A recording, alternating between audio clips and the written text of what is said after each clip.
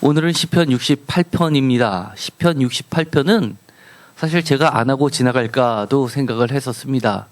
왜냐하면 우리가 시편 68편을 아주 오래전에 한번 했기 때문입니다.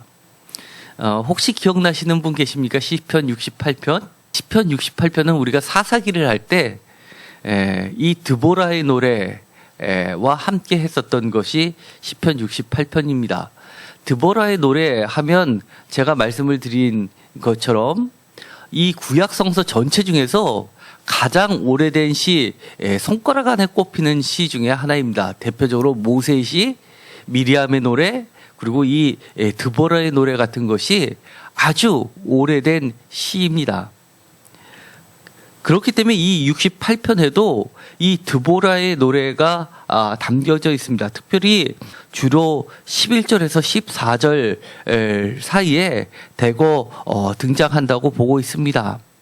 사실은 이것 외에도 여러 군데가 있습니다. 예를 들어서 하늘들의 하늘을 타신 자라고 하는 33절, 옛적 하늘들의 하늘을 타신 자라는 그 부분도 이 드보라의 노래하고 관련이 있는 것으로 보여집니다. 특별히 드보라의 노래에서 커다란 승리를 이야기할 때 여인들이 주축이 되었고 뿐만 아니라 이 여인들과 함께 큰 승리를 할 때 도움이 됐었던 것이 천지개벽할 정도로 큰 비가 내렸는데, 여기서 보면 바로 비의 이야기가 9절에도 흡족한 비가 나오기 때문에 사실은 반드시 11절에서 14절까지만이라고 할 수도 없습니다.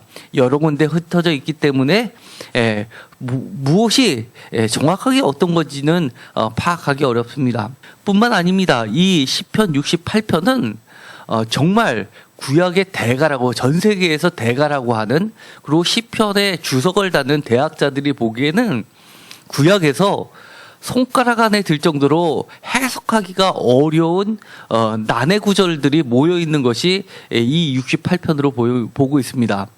어떤 학자는, 정말 유명한 학자입니다. 올브라이트라는 학자 같은 경우는 이 68편을 무려 30개의 시가 하나로 모아졌다라고 주장할 정도로 그렇게 복잡한 시입니다. 뿐만 아니라 여기에는 이해가 안 되는 구절들도 많이 있을 뿐만 아니라 문제는 이 사본이, 훼손이 가장 많이 되어 있는 부분이 이 68편입니다.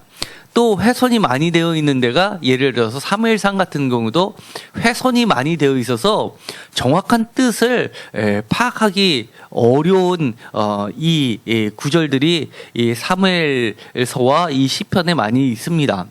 그렇기 때문에 여러분들도 이 사본에 대해서 본 적이 있으실 겁니다. 중간중간 찢어져 있고 날켜져 있고 빈칸이 있는데 앞뒤 글자를 짜맞춰서 지금의 성경책을 이렇게 만들어낸 것입니다. 그러다 보니까 이 68편은 어렵습니다. 한 가지 분명한 것은 이 68편 1절에 시작하는 것이 하나님이 일어나시니 원수들은 흩어지며 주를 미워하는 자들은 주 앞에서 도망하리이다 라는 이 구절이 민수기 10장 35절에서 36절까지의 말씀과 대응한다는 겁니다. 그러면서 이 시작은 무엇인가 출애굽 사건을 나타내고 있고, 그리고 광야를 거치는 이야기가 나오게 됩니다. 4절에 기록이 되어 있습니다. 광야에 행하시는 일을 위하여 대로를 수축하라 라고 하면서 그의 이름은 여호와이시니라고 해서 야훼 하나님을 분명히 하고 있습니다. 이 하늘을 타고라는 이 표현도 굉장히 오래된 표현입니다. 하나님을 뭐라고 소개하고 있냐면 고아의 아버지시며 과부의 재판장이다 라고 소개를 하고 있습니다. 재판장은 하나님의 속성을 나타냅니다. 그래서 사사기에서, 이 천주교에서 사사기를 판관기라고 부르는데, 판관이 쉽게 말해서 재판장들입니다. 그래서 이 하나님의 일부 역할을 맡은 자들이 바로 사사들인 것입니다.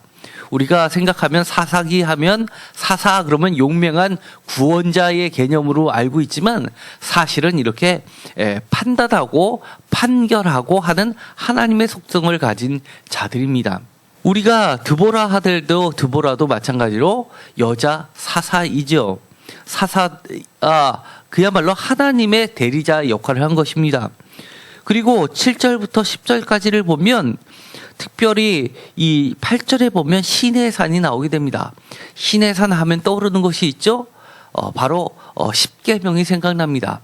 모세가 하나님으로부터 최초의 언약을 받은 곳이 신의 산입니다. 68편 1절부터 시작해서 출애굽하여 광야를 거쳐서 그 다음에 7절부터 10절까지는 이처럼 신의 산을 통과해서 11절부터 14절까지는 사사시대를 거쳐서 그 다음에 15절에서 18절까지는 이 신의 산 성소에서 성소라는 말이 처음 나오면서 그리고 그 중간에 보면 15절에 바산의 산이 나오고 그리고 그 전에 살몬이라는 헬몬산이 나오게 됩니다. 사실 이 바산이라는 거하고 헬몬이라고 하는 것은 지리적으로는 약간 가깝지만 사실은 별개입니다. 이 화면을 보시면은요, 이 위에 예루살렘은 사해 옆쪽에 있고 쭉 요단강을 져서 위에 올라가면 예수님이 주로 활동하셨던 갈릴리 호수입니다. 갈릴리 호수가 있고 이 요단강을 사이를 두고 오른쪽에 있는 게 비옥한 땅이라고 부르는 길르앗 평야가 나옵니다. 아마 이스라엘에서 가장 산이 없고 평화가 펼쳐지면서 목초지가 풍성한 게 바로 길르앗 땅이다. 그리고 길르앗 이 위쪽에 보면 바산이라는 곳이 있고요. 거기에 인접해서 더 위쪽으로 가면 헬몬산이 있게 됩니다. 이 헬몬산은 눈이 항상 녹지 않은 그렇게 높은 산으로 이야기되고 그리고 이 가나안의 사람들은 바알을 섬기는 이 헬몬산 꼭대기에 엘신의 그 궁전이 있다고 믿었던 겁니다. 그리고 이사에서 자폰이라고 하는 이 북두칠성을 섬기는 사람들이 바로 이 헬몬산 꼭대기를 그렇게 부르는 것으로 추정을 하고 있을 정도입니다. 헬몬산 하면 이 팔레스타인 전 지역에서 가장 높은 산이라고 할 수 있습니다. 어떻게 보면 이 세계적 역사 속에서 보면 이 헬몬산이 이 예루살렘 성보다는 훨씬 오래된 이방신전에 있는 이 신전이 있는 그야말로 고대 도시라고 할 수도 있습니다. 그런데 여기서는 이렇게 이야기합니다. 15절에 바산에 사는 하나님의 산임이며 바산에 사는 높은 산이로다 라고 하면서 바산의 산도 하나님의 산이라고 이야기를 합니다. 그런데 16절에 너희 높은 산들아 어찌하여 하나님이 계시려 하는 산을 시기하여 보느냐 진실로 여호와께서 이 산에 영원히 계시리로다 라고 하면서 신의 산을 이야기합니다. 비록 신의 산은 이 헬몬산이나 바산의 산보다는 낮음에도 불구하고 육적으로 보면 낮지만 영적으로 보면 가장 높은 산이라고 이야기를 하는 겁니다.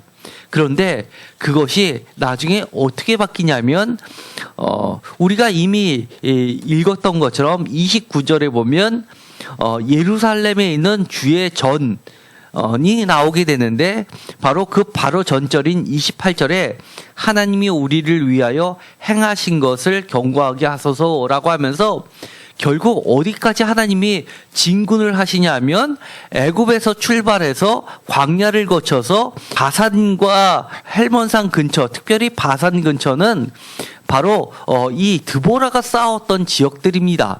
그래서 이 사사시대를 거쳐서 그곳에서 싸워서 하나님이 큰 일을 행하시고 결국 신의 산에 계셨던 하나님이 어디에 영원한 거처를 삼으시냐 하면 이스라엘 백성들과 함께 예루살렘 성전에 하나님께서 영원한 거처를 삼으시는 걸로 계속해서 진군하는 걸로 나오게 됩니다. 어떻게 보면 이 68편은 시이면서 역사를 이야기하고 있습니다. 특별히 하나님이여 일어나시니라는 이 구절은 민수기 10장 35절에서 36절까지 말씀을 그대로 옮겨 놓았는데 사실 이 말씀은 전쟁에 주로 사용하는 노래였습니다. 한번 보도록 하시겠습니다. 민수기입니다. 10장 35절에서 36절입니다.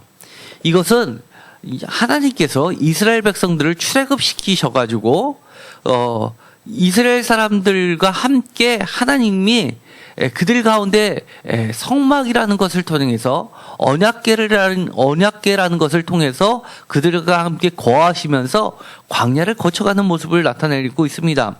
33절에 그렇게 되어 있습니다. 그들이 여호와의 산에서 떠나 3일 길을 갈 때, 여기서 여호와의 산이라는 것은 신의 산을 이야기하죠. 여호와의 언약궤가 그 3일 길에 앞서가며 그들의 쉴 곳을 찾았고, 34절 그들이 진영을 떠날 때 낮에는 여호와의 구름이 그 위에 덮였더라. 35절부터 36절까지를 다 같이 읽도록 하겠습니다. 궤가 떠날 때에는 모세가 말하되 여호와여 일어나사 주의 대적들을 흩으시고 주를 미워하는 자가 주 앞에서 도망하게 하소서 하였고, 궤가 쉴 때에는 말하되 여호와여 이스라엘 종족에게로 돌아오소서 하였더라. 아멘. 이 35절부터 36절까지는 굉장히 오래된 노래이고 이스라엘 백성들이 전쟁을 나갈 때 항상 불렀던 노래입니다. 그래서 이 전쟁을 나갈 때 언약궤를, 법궤를 그들 가운데 끌고 가는 모습을 우리는 알 수 있습니다. 여기서 말하는 이 여호와여 일어나사라는 이것은 이들의 간절한 소망을 나타내고 있습니다. 여호와께서 일어나셔서 우리보다 앞서 나가서 우리의 대적들을 흩어달라, 먼지처럼 흩어달라, 그리고 주 앞에서 도망하게 해달라라고 우리를 대신해서 싸워달라고 이야기를 하는 겁니다. 광야 하면 우리가 떠오르는 것이 뭡니까? 고난이 생각나지 않습니까? 한마디로 근심 덩어리라고 할 수가 있습니다. 우리가 인생을 살 때 여러분들 머릿속엔 어떻습니까? 근심이 더 많습니까? 평안이 더 많습니까? 사실은 이 평안보다 걱정거리가 더 많습니다. 우리가 하나님을 믿는다는 것은 걱정을 하나님께 맡기기 위해서 하나님을 믿는 거 아닙니까? 어떨 때는 내가 아무리 머리를 굴리고 아무리 고민을 해도 해결하지 못한다는 것을 내 스스로가 너무나 잘 알 때가 많습니다. 이것을 고치기 위해서 돈을 들기 시작하면 한도 끝도 없다는 것도 너무나 잘 알 수 있습니다. 아무리 돈을 들여도 해결할 수 없다는 것도 알 때가 있습니다. 그런데 그럴 때 우리는 누구를 의지하게 됩니까? 하나님을 의지할 수밖에 없다는 겁니다. 우리가 하나님을 의지할 때 무엇을 바랍니까? 하나님께서 일어나서 깨어나셔서 나 대신 우리의 대적들을 흩어줬으면 좋겠습니다. 내 앞에서 그들이 도망하게 했으면 좋겠습니다. 그런데 이 모세는 주의 대적들 주 앞에서라는 말을 하면서 나와 주를 동일시하고 있습니다. 그것이 36절에 여실히 드러나게 됩니다. 궤가 쉴 때에는 말하되 여호와여 이스라엘 종족에게로 돌아오소서. 주님의 전으로 돌아가십시오가 아니라 뭐라고 이야기를 하냐면 이스라엘에게 돌아와 달라고 이야기를 합니다. 하나님이 계실 곳은 어디라고 이야기를 하는 겁니까? 바로 우리와 함께 있는 곳이 주님의 성전이라고 합니다. 무엇인가 거꾸로 되지 않았나요? 사실은 주님의 성전에 우리가 함께 있는 것 아닙니까?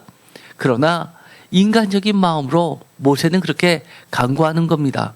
우리와 함께 있어 달라고 이야기를 하는 겁니다. 우리가 인생을 살 때 근심 걱정이지만 하나님이 우리와 함께 계신다면 우리가 무슨 걱정이 있겠습니까? 68편은 이렇게 이야기를 하는 겁니다. 우리가 계속해서 보았던 것처럼 이렇게 애굽하고 싸워서 나올 때도, 광야를 통과할 때도, 그리고 사사시대 때 많은 대적들 사이에서 그들과 싸울 때도, 그때도 여전히 하나님이 우리와 함께만 계신다면 우리는 무서울 게 없다고 이야기를 하는 겁니다. 하나님이 우리의 아버지가 되어주시기 때문입니다. 우리는 하나님 앞에서 뛰놀며 기뻐하고 즐거워한다고 3절에 이야기합니다. 그의 이름은 여호와라고 이야기합니다. 여호와, 우리가 너무나 잘 알고 있죠? 하나님은 스스로 계신 자.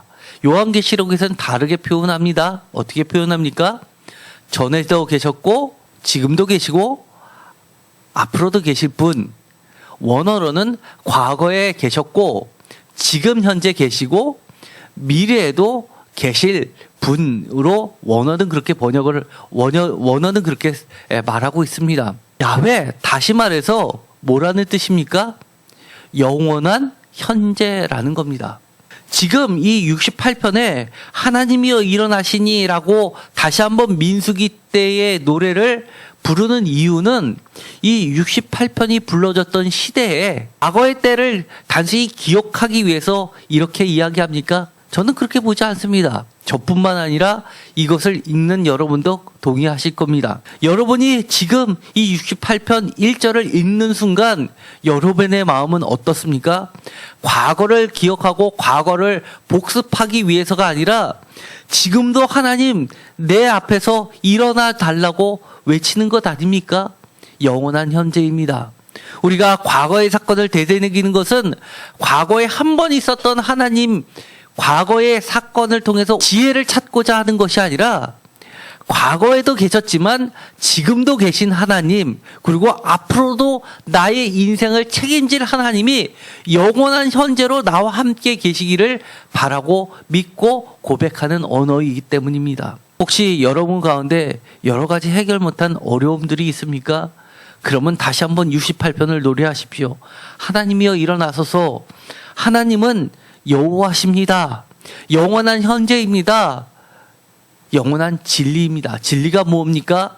과거에도 현재에도 앞으로도 변치 않고 영원히 같을 것이라는 것이 진리 아닙니까? 내가 과거에는 잘 이렇게 했는데 지금은 해결점이 없고 앞으로도 해결점이 없다면 다시 한번 68편을 붙잡고 하나님께 기도하십시오.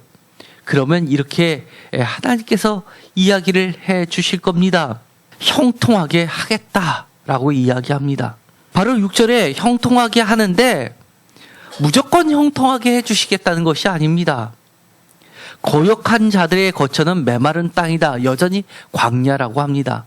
광야에서 우리가 무엇을 배워야 합니까? 거역하는 자들은 영원히 메마른 땅에 살았고 또 묻혔고 가나안 땅으로 들어가지 못했습니다. 단순히 그것을 우리에게 가르쳐 주는 것일까요? 예레미야서에 보면 또 다른 이야기를 하고 있습니다. 광야 때를 하나님께서 뭐라고 기억하시냐 하면 내 이스라엘 내 처녀 때라고 이야기합니다. 가장 인생 중에서 아름다웠을 때라고 이야기하는 겁니다. 우리가 한번 민수기를 돌이켜 봅시다. 이스라엘 사람들 중에서 가장 하나님의 임재를 가까이 느꼈을 때가 언제 있을 것 같습니까? 저는 솔로몬이 예루살렘 성전을 짓고 나서라고는 생각되지 않습니다. 오히려 그때 이후보다는 광야에서가 하나님이 그들과 얼마나 밀접하게 소통하셨고 관여해 주셨고 그들보다 앞서 가셨고 구름기둥과 불기둥으로 그들을 인도해 주셨다는 것을 저는 뼈저리게 보이고 알고 또 눈으로도 선명하게 볼 수 있습니다. 남들이 보기에는 광야, 메마른 땅, 근심덩어리일 줄 모르지만 우리가 하나님의 음성을 듣기 시작하면 그것은 이 세상에서 가장 아름다운 곳, 이 내 인생에서 가장 하나님과 가깝게 지내는 시간이 될 수 있다는 것을 반드시 기억하십시오. 우리 모두가 그렇게 생각할 겁니다. 나도 그렇게 하고 싶어. 누가 그렇게 하고 싶지 않은 사람이 어디 있어? 라고 하실 분들이 많을 겁니다. 그래서 내가 하나님을 아버지라고 부르고 내가 예수님을 주님이라고 고백하는 거 아니겠어? 라고 하지만 내가 주님, 예수님이라고 고백하고 믿고 매일매일 예배를 들어도 내 자신이 스스로 생각하기에 나는 여전히 광야입니까? 가나안 약속의 땅에 들어와 있는 것입니까? 저는 제 자신을 볼 때 어떨 때는 여전히 광야이고 어떨 때는 약속의 땅에 발을 들여놓은 것 같을 때가 있습니다. 좀 더 정확하게 표현하면 광야일 때가 더 많은 것 같습니다. 여전히 내가 하나님을 믿는다고 하는데도 불구하고 나는 여전히 하나님의 말씀을 듣는다고 하는데도 말입니다. 여기서 보면은 참 재미난 이야기가 있습니다. 하나님께서 구름 기둥과 불 기둥이라는 것을 이 신약 시대에서 명확하게 우리에게 성령이라고 이야기해 주십니다. 우리가 구름 기둥을 따라간다, 불 기둥을 따라간다라고 할 때 저는 전에 옛날에 이런 생각을 많이 했습니다. 제가 시골길을 가다 보면 굉장히 가까운 것 같은데 막상 걷다 보면 너무너무 멉니다. 서울 같으면 10분이면 갈 것 같은 거리처럼 보였는데 걷는데도 1시간이 지나도 여전히 도착하지 못하는 경우가 여러 차례 있었습니다. 광야는 더 할 거 아닙니까? 우리가 지난 TV에 제가 사막을 횡단하는 그 프로그램을 본 적이 있습니다. 그들이 보기에 저기 금방 가겠네 했는데 4일 낮을 걸어도 여전히 돌아서 보면 제자리 걸음하고 있다는 듯한 느낌을 받는다고 합니다. 도대체 구름이 어떻게 생겼길래, 도대체 불기둥이 어떻게 생겼길래 모두가 그렇게 분명하게 따라갈 수 있었을까? 저는 사실 잘 이해가 안 갑니다. 우리가 성령을 쫓아간다는 것도 아마 그럴 것만 같습니다. 우리가 성령님을 쫓아간다라고 하는데 누구나 다 성령님을 쫓아간다는데 과연 여기 계신 분 100% 다 성령님 쫓아가면서 살고 있습니까? 그렇게 성령님을 쫓아가면서 살고 싶은데 그것이 우리가 신앙생활 하는데 문제라는 겁니다. 도대체 누구나 원하고 누구나 구름기둥 불기둥을 보는데 누구나 성령님을 믿고 성령님께 간절히 간구하고 진심으로 원하고 있는데 100% 성령님을 쫓아가느냐 말입니다. 성경은 명확하게 이것이다 저것이다 딱 부러지게 얘기해 주면 좋은데 그런 것 같지도 않습니다. 열심히 기도하고 말씀을 늘 묵상하고 되새기면서 마치 소가 여러 번 되새김질 하듯이 그렇게 해야지만 겨우겨우 쫓아갈 수 있는 것 같은 게 솔직한 심정입니다. 한 가지 제가 좋은 예가 있어서 여러분에게 소개를 시켜드리려고 합니다. 이미 저희가 예레미야서를 할 때 한 적이 있습니다. 그렇지만 이것은 제가 늘 묵상하는 말씀이기도 합니다. 과연 어떻게 하는 것이 우리가 진정으로 성령님을 쫓아갈 수 있는지, 어떻게 하는 게 하나님의 불기둥과 구름기둥을 쫓아갈 수 있는지, 어떤 사람은 심지어 이렇게 이야기합니다. 목사님 말씀은 내가 못 믿어도 하나님이 직접 나타나서 내게 이야기하면 나는 하나님 말씀 순종할 수 있다 라고까지 이야기하는 사람이 있습니다. 그러나 그것 쉽지 않습니다. 저는 감히 그런 말 못합니다. 만약에 하나님이 직접 저에게 나타나신다면 전 죽을 것 같습니다. 무서워서. 무슨 말씀을 하고 그 다음에 제가 듣고 순종하기 이전에 저는 죽을 것만 같습니다. 그런데도 감히 하나님이 직접 나타나셔서 나한테 얘기해주면 믿겠다? 그런 말을 감히 한다는 거에 도저히 납득할 수가 없습니다. 예레미야 42장에 보면 이런 말이 나옵니다. 이에 모든 군대의 지휘관 가레아의 아들 요하난과 호시아의 아들 여사냐와 백성의 낮은 자로부터 높은 자까지 다 나와서 2절 선지자 예레미야에게 이르되 당신은 우리의 탄원을 듣고 이 남아있는 모든 자를 위하여 당신의 하나님 여호와께 기도해 주소서. 당신이 보는 바와 같이 우리는 많은 사람들 중에 남은 적은 무리이니 3절 당신의 하나님 여호와께서 우리가 마땅히 갈 길과 할 일을 보이시기를 원하나이다 라고 이야기합니다. 이것의 배경이 되는 것은 이스마엘이 쿠데타를 일으켰을 때 요하난과 나머지 사람들은 겁에 질려 있었습니다. 바벨론의 미움을 살까봐 자기들이 죽임을 당할까봐 두려워했던 겁니다. 그래서 예레미야에게 하나님 여호와께 기도해서 우리가 어떻게 하면 좋겠냐라고 여쭤봅니다. 사실 바벨론이 그들이 남유다를 점령하고 떠나면서 세웠던 사람은 마지막 왕은 그다랴입니다. 총독을 세웠는데 이 그다랴를 쿠데타를 일으켜서 암살한 사람이 이스마엘이었고 다시 이스마엘을 제거했던 사람이 이 요하난입니다. 물론 이스마엘은 죽은 것이 아니라 이 요하난과 다른 사람들 때문에 도망간 것이죠. 어쨌든 그 악의 축들을 제거했던 주요 세력입니다. 그렇게 보면 이 사람들이 굳이 바벨론을 두려워할 필요가 없었던 사람들입니다. 그런데도 불구하고 두려움에 떨었습니다. 어떻게 하면 살 수 있을까를 생각하다가 예레미야에게 왔습니다. 그래서 하나님께 여쭤봐달라는 겁니다. 당신의 하나님 여호와께서 우리가 마땅히 갈 길과 할 일을 보이시기를 원하나이다 라고 하면서 예레미야에게 묻습니다. 하나님한테 묻는 게 아니라 이 사람들도 분명히 하나님을 믿는 자들인데도 불구하고 예레미야 선지자에게 묻습니다. 4절을 다 같이 읽겠습니다. 선지자 예레미야가 그들에게 이르되 내가 너희 말을 들었은즉 너희 말대로 너희 하나님 여호와께 기도하고 물은 여호와께서 너희에게 응답하시는 것을 숨김없이 너희에게 말하리라. 여기에서 특이한 것은 우리 하나님께라고 하는 것이 아니라 너희 말대로 너희 하나님 여호와께 이렇게 이야기합니다. 그러면서 너희에게 말하리라. 마치 예레미야는 결코 너랑 다르다, 너희들하고 다르다라고 선을 긋는 듯합니다. 기도를 합니다. 그러자 6절에 보면 우리가 당신을 우리 하나님 여호와께 보내면 그의 목소리가 우리에게 좋든지 좋지 않든지를 막론하고 순정하려 함이라. 우리가 우리 하나님 여호와의 목소리를 순정하면 우리에게 복이 있으리라 하니라. 너무나 정답인 이야기를 합니다. 이렇게만 하면 얼마나 좋습니까? 우리에게 좋든지 좋지 않든지 막론하고 순정하려 함이라. 원래 남은 자 사상은 저 바벨론에 끌려간 자가 남은 자가 됩니다. 맨 처음에 하나님의 뜻은 시드기야를 통해서 남은 자가 예루살렘에 남아있는 자들인데 시드기야가 이 하나님의 말씀을 거역하자 바뀌게 됩니다. 그런데 하나님이 이들이 다시금 돌아와서 물으니까 이 남아있는 예루살렘 땅에 남아있는 자들이 하나님께서는 이를 순종하면 이들을 다시 남은 자로 만드시려고 마음까지 먹으셨습니다. 계속해서 하나님은 순종하는 자를 찾으시면서 뜻을 바꾸시는 겁니다. 한 번 정해놓고 계속 그것을 지키시는 것이 아니라 순종하는 자에게 은혜를 베푸시면서 찾고 계시는 겁니다.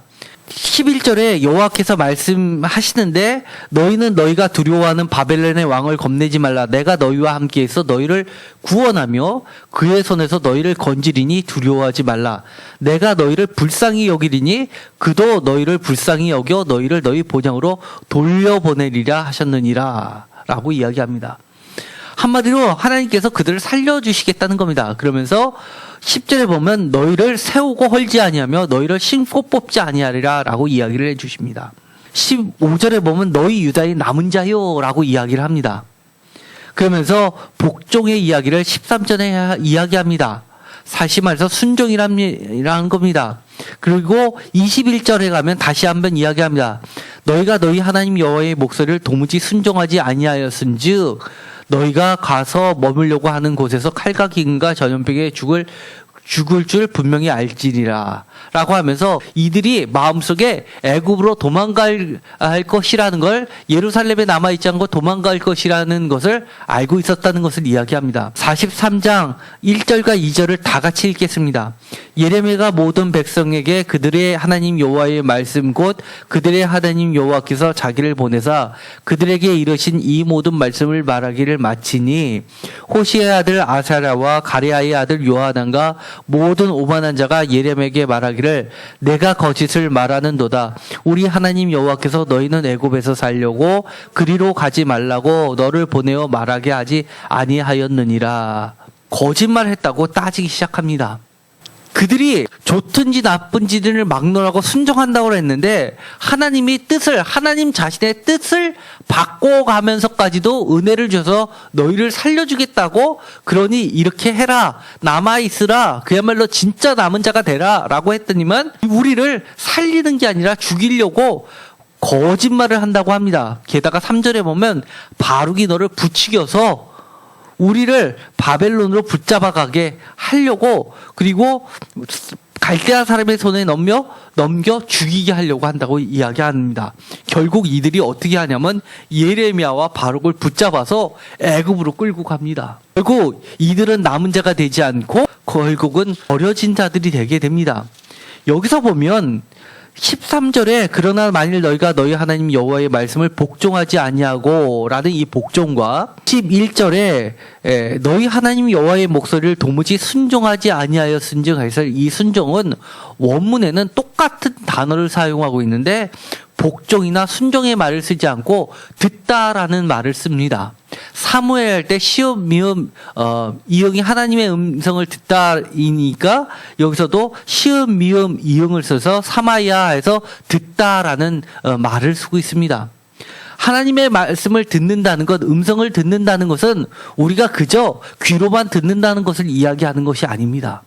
듣는다는 것은 하나님의 음성이 들려진다는 것은 곧 행동, 순종, 따름을 전제를 하고 있고 그리고 우리가 원치는 않지만 친유이라도 우리가 복종해야 하는 것을 이야기하고 있는 겁니다. 다시 돌아가기로 하겠습니다. 어떻게 하면 이 하나님이 일어나셔서 원수들을 흩어지고 주를 미워하는 자를 주 앞에서 도망하게 하소서라고 이렇게 기도를 하고 이 기도가 응답될 수 있을까요? 어떻게 하면 하나님이 다시금 우리 대신에 적들을 물리치시고 우리에게 다시금 돌아와 주실까요? 우리에게 돌아오지 않고 다른 곳으로 가면 어떻게 하나요? 우리가 성경 여러 곳을 보면 분명한 기준은 하나 있습니다.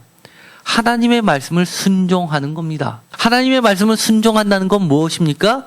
전제가 되고 있듯이 지금까지 봤던 것처럼 내 생각을 백지에서부터 출발해야 되는 겁니다. 이미 내 생각을 다 정해놓고 나서 내 논리에 맞춰서 다 짜맞춰 놓고 하나님의 응답을 하나님께 기도하는 것을 하나의 승인처럼만 생각한다면 그리고 내 생각과 다르다고 그걸 거부하기 시작한다면 사실 하나님의 뜻을 묻는 게 아니라 일방적인 통보이고 하나님을 내 말에 내 생각에 복종시키라고 거꾸로 내가 하나님이 되는 것이 아니고 무엇이겠습니까? 성경은 이렇게 이야기합니다. 광야가 형통한 이유, 광야가 이스라엘의 처녀인 이유, 광야가 그 어느 때보다도 하나님과 밀접한 교제가 이루어지고 그리고 하나님의 인자하심이 늘 우리와 함께 하심이 임마누엘 하심이 있었냐라고 하는 것은 하나님이 끊임없이 말씀하시는 거에 대해서 우리는 끊임없이 내 생각을 버리고 나를 부인하고 하나님의 말씀을 철저히 들었다는 것을 이야기하는 겁니다. 앞으로 저는 여러분들의 인생이 어떻게 펼쳐질지 사실 모르겠습니다. 지금 분명한 것은 여러분의 삶들이 제가 보기에는 다 100% 행복하지는 않습니다. 누가 보더라도 참 어려운 점을 다 갖고 계십니다. 제가 보더라도 여러분을 놓고 기도하면 머리가 복잡합니다. 솔직하게. 그럼에도 불구하고 제가 예언하건대 여러분들께서 그 누구보다도 형통하게 될 것이라고 예언하고 싶습니다. 그리고 그 누구보다도 하나님이 함께 하실 줄 믿습니다. 그 누구보다도 구름 기둥과 불 기둥을 분명히 캐치하고 인식하고 따라갈 줄 믿습니다. 그리고 성령을 쫓아갈 줄 믿습니다. 왜요? 여러분들이 여러분 자신을 다 내려놓고 이미 정해놓은 것이라도 다 헐어버리고 주님이 말씀하시면 순종한다면 그 음성을 듣는다면 여러분의 삶은 늘 하나님 앞에서 형통이라고 저는 믿습니다. 광야는 굉장히 상대적인 겁니다. 하루 세끼 밥 먹는다고 내가 좋은 직장에서 비싼 월급 받는다고 내가 사업을 해서 지금 돈을 번다고 내가 지금 건강하다고 그것이 형통입니까? 우리는 하나님과 영원히 거주할 처소가 분명히 있습니다. 정말 우리가 거기까지 가야지 여기 있는 것처럼 이렇게 하나님은 계속 행진하고 계시는데 애굽에서 출발해서 광야를 거쳐서 사사시대를 거쳐서 다시금 시내산에서 거처를 영원한 성서인 이 예루살렘에 정하시기까지 우리도 쫓아가야 될 텐데 정말 새하늘과 새 땅 새 예루살렘 성에 하나님이 임재하실 때 우리도 거기 함께 해야 되는데 중간에 도태되면 안 되겠습니다. 제가 다시 한번 말씀을 드립니다. 하나님 앞에 순종하십시오. 내가 하나님의 뜻을 분간하기 어렵다면 하나님께서 세우신 주의 종들의 말씀을 잘 들으십시오. 주의 종에 만약에 어긋났다면 하나님의 말씀이 우리 성경책으로 주어지지 않았습니까? 하나님의 말씀을 열심히 가까이 하십시오. 성경은 이 곳곳에도 하나님이 세우신 사람 주변에 늘 100% 하나님의 말씀을 따른다고 이야기하지 않습니다.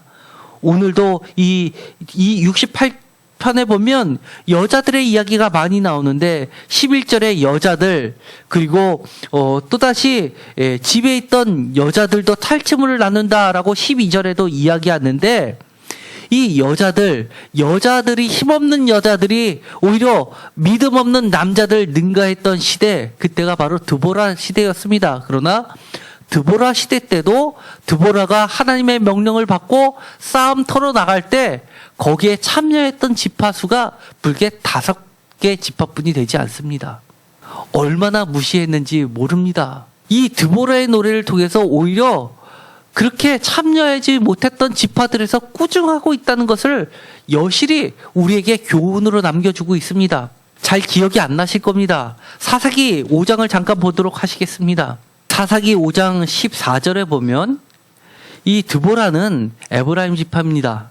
에브라임 지파에서 이 재판관으로 있었던 인물입니다. 에브라임 14절에 보면 에브라임 지파가 나오고 그리고 베냐민 지파 그 다음에 스불론 지파가 나오고 15절에 이사갈 지파가 나옵니다. 이 바락과 함께 이 드보라와 함께 전쟁에 나갔던 5지파들이 나오게 되는데 이들은 칭찬을 합니다.